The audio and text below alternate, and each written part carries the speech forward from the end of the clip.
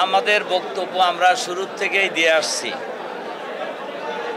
যে দীর্ঘদিন এই দেশে একটি ফ্যাসিবাদী সরকার প্রতিষ্ঠিত ছিল, যারা এই বাংলাদেশে হাজার হাজার মানুষকে হত্যা করেছে, খুন করেছে, গুম করেছে, ক্রসফায়ার দিয়েছে, জেলখানায় বন্দি করেছে, আয়নাঘরে বছরের পর বছর আটকে রেখেছে।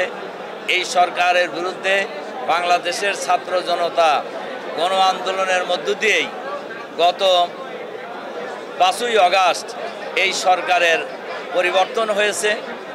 এই সরকার পদত্যাগ করে পালিয়ে গিয়েছে।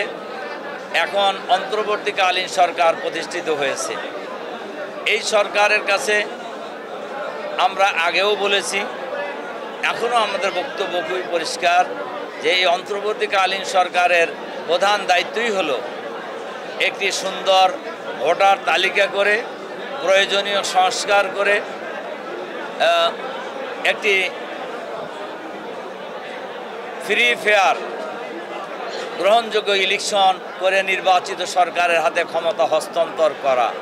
তবে সেই কাজটি করার জন্য কিছু সময় প্রয়োজন, সেই সময়ও আমরা দিয়েছি। আমরা সরকারকে বলেছি যে আপনাদের এই সংস্কার করতে আপনাদের কতদিন লাগবে এ ব্যাপারে আপনারা একটা রোডম্যাপ দেন, এ ব্যাপারে আপনারা জাতিকে অবহিত করেন এবং প্রয়োজনীয় সংস্কার করে নির্বাচন কতদিনের মধ্যে আপনারা দিবেন এই ঘোষণাও আপনাদেরকে দিতে হবে এবং একটি সুন্দর নির্বাচনের পরিবেশ তৈরি করে নির্বাচন দিয়ে জনগণের ভোটাধিকার নিশ্চিত করে, যাতে করে মানুষ নির্বাচিত সরকারের হাতে আপনারা ক্ষমতা হস্তান্তর করেন এবং এই দেশ নির্বাচিত সরকার দেশ পরিচালনা করতে পারে। এটা আমরা আগাগোড়াই বলে এসেছি এবং আমাদের দাবি অত্যন্ত স্পষ্ট যে নির্দিষ্ট সময়ের মধ্যেই আপনাদেরকে নির্বাচনেরও রোডম্যাপ ঘোষণা করতে হবে।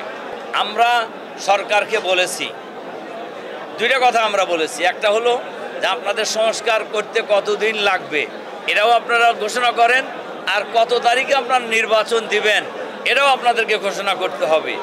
এই ব্যাপারে আমাদের বক্তব্য আমরা দিয়েছি। এখন সরকারের দায়িত্ব হলো এর জবাব দেওয়া। আমরা আশা করছি সরকার খুব স্বল্প সময়ের মধ্যেই প্রয়োজনীয় সংস্কার করে নির্বাচনের ডেট ঘোষণা করবেন ইনশাআল্লাহ।